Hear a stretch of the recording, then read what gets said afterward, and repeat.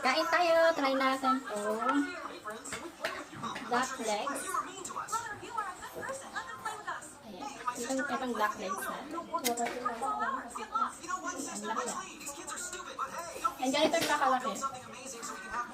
And then, may flavor na siya or spices na siya or timplado na siya. So, pag bibili nyo, ready to cook na din po siya.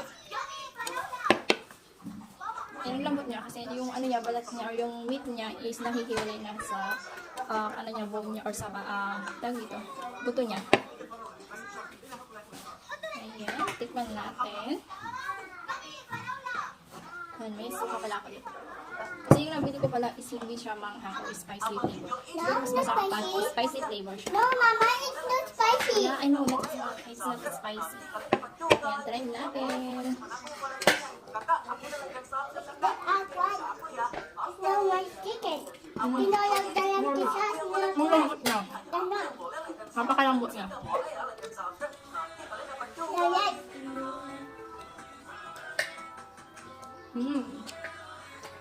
Masarap din siya. Para di siya ano, chicken.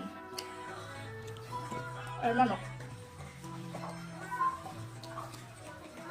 Yan, ito siya. And then, malambot siya. Mas masarap kapag ano, bigay niyo ito yung spicy niya. Spicy flavor na siya. Namin ko sa kanyang air. Hindi ka spicy. Original flavor lang siya.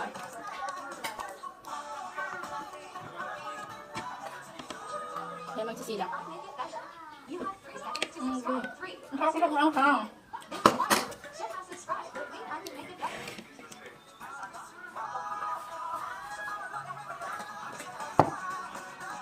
Kaya ganito siya malaki ha, malaki siya. Parang siya ano, sa inasal. Yung size niya is pang inasal. Kaya try nyo na din, napakasarap niya, no, napakalambot. Mama, you put in chili. Malasa siya. You eat a chili and Na mas maganda pa kung yung bibili nyo is yung spicy flavor na mas malasa siya or mas masarap siguro siya.